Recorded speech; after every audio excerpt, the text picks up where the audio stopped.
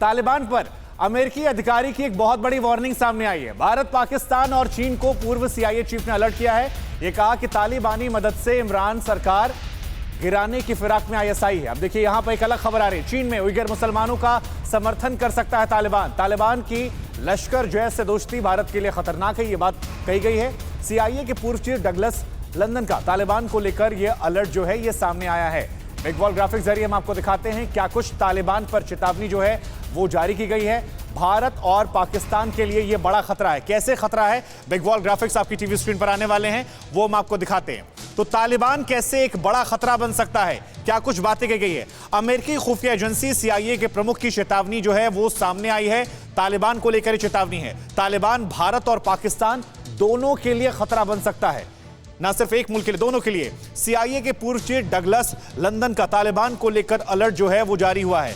America Taliban शांति समझौते को इतिहास का सबसे खतरनाक समझौता उन्होंने खुद कहा, यानी अपने मुल्क को ही कटघरे में खड़ा किया। तालिबान की लश्कर जैश से दोस्ती भारत और सेंट्रल एशिया के लिए खतरनाक हो सकती है। पाकिस्तान समर्थित लश्कर जैश पाकिस्तान के लिए भी खतरनाक हो सकते हैं। आतंकी और ISI पाक सरकार को उखाड़ने की साजिशें रच सकते हैं।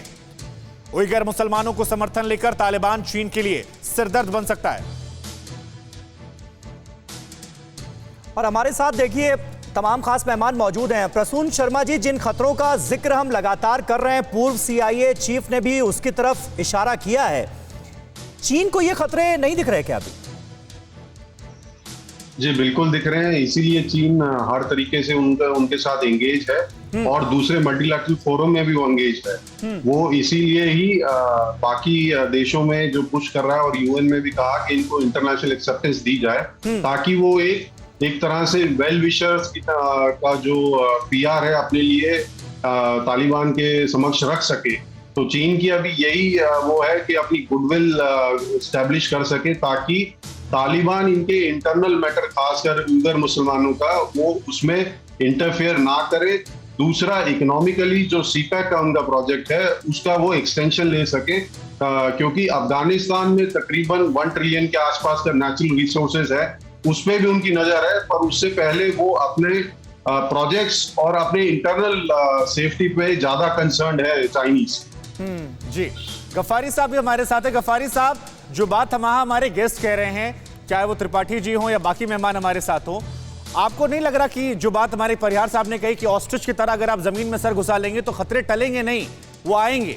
आपको नहीं लगता कि जो अलर्ट आया है भारत और पाकिस्तान दोनों को लेकर, अगर आप भी समझ जाएं, हम भी समझ जाएं, तो शायद दोनों मुल्क के जो आम लोग हैं उनका शायद भला हो सकता है। वरना जो आपके यहाँ तहरीक तालिबान कर रहा है और जो मंसूबे आप भारत को लेकर कर रहे हैं, कहीं उल्टा ना आपके मुल्क में ज्यादा असरदार हो जाए।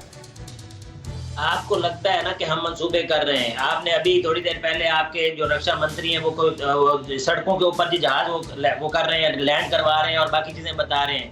हम तो हमेशा कहते हैं भाई जहाज तो आपके पास है, लेकिन जहाज राज अभिनंदन है ना, जो नीचे उतरते हैं उन्हें पता ही नहीं होता किधर उतर गए हैं, कहाँ उतर गए हैं, वो क्या करने आए थे। उसके बाद चपेड़े खाते हैं और उसके बाद चाय पी के घर चले जाते हैं। जनरल साहब को बताएं कि मैं तूफान में नहीं बैठा हुआ, मैं हकीकत में बैठा हुआ हूँ और अल्लाह करम करेगा मैं पाकिस्तान में बैठा हूँ। ये झंडा जब तक लहरा रहा है ना, ये आपको तकलीफ देगा और इस चीज की तकलीफ है आपको। वो 90,000 जिनका जिक्र किया था वो वही झंडे वाले सर थे। वो जो 90,000 का जिक्र करके बांग्लादेश का जिक्र किया था वो वही झंडे वाले सर थे। वो भारत ने शरारत की ना। भारत को क्या मिला? भारत को सिर्फ और सिर्फ जलालत मिली। क्या सूबा बन गया बांग्लादेश? अरे गफ्फारी साहब, ये जो झंडा आप लहरा रहे हैं कब तक लहराएंगे ये तो बताइए। यहाँ पर वो तालिबानी सफेद झंडा लहराने की नौबत आ गई है। आप ये चांद तारा जो लहरा रहे हैं ये कब तक लहरा पाएंगे आप? पाकिस्तान का झंडा आखिरी दम तक लहराता रहेगा, ये मैं आपको बता रहा हूँ। बाकी तिरंगे का मुझे नहीं पता क्योंकि जिस तरह के। अरे गफ्फारी साहब, देखिए अफगानिस्तान का झंडा जो है वो अब नहीं लहराने दिया जा रहा वहां पर अफगानिस्तान के लोगों को। यही तो खलिश है। और पाकिस्तान के लोग शायद यही आशंका लगा रहे होंगे, यही डर उनके जहन में भी होगा कि कब यहाँ तालिबान का झंडा लहरने लगेगा और इमरान खान उस झंडे को पकड़ के लहराते हुए नजर आएंगे। 20 साल ये जनरल त्रिपाठी कहाँ थे? 20 साल इंडिया के पास रहा है ना, अमेरिका के पास रहा है ना अफगानिस्तान। 20 साल बाद भी आपको जूतियां ही पड़ी है वहां से, तो क्या फायदा आपका वहां पे प्लानिंग का? 20 साल आपने प्लानिंग क्या की है वहां पे बैठ के? आज आप डर रहे हैं कि तालिबान हमारे लिए खतरा बन सकते हैं, तो पहले आपको डर नहीं था कि कुछ तरह का प्लेटफॉर्म बनाए जिससे तालिबान आए ही ना।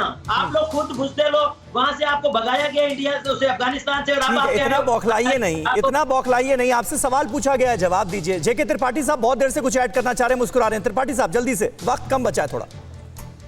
जावेद भाई, मैं सिर्फ आपसे दो चीजें पूछना चाहूंगा, उनका सही छोटा छोटा जवाब दीजिएगा।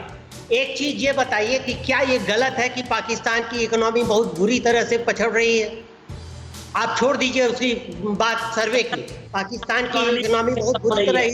एक चीज सुनिए, और दूसरी चीज आप सही बताइएगा कि शिनजियांग में जो उइगुर मुस्लिमों के साथ हो रहा है उसको आप सही मानते हैं कि नहीं? मुसलमान, हिंदू कोई भी मजहब जहां पे पिस रहा है उसको मैं गलत मानता हूं। जो भी उसके ऊपर जुल्म कर रहा है मैं उसके ऊपर लानत भेजता हूं। आगे चलें।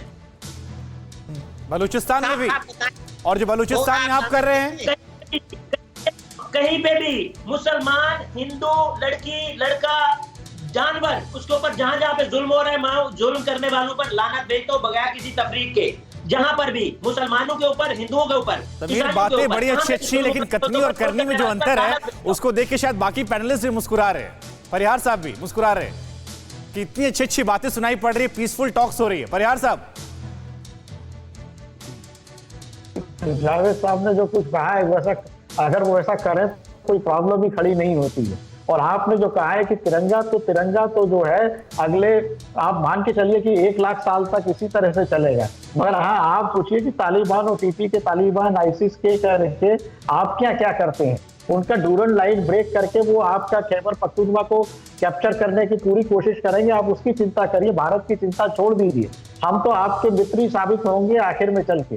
भले ही आपने कितने ही दंश मारे हैं, दहशत फैलाई है, वो सब तो हमने वो सारे साफ खत्म कर दिए। जो बचे हैं वो 2-3 साल में पूरे साफ हो जाएंगे।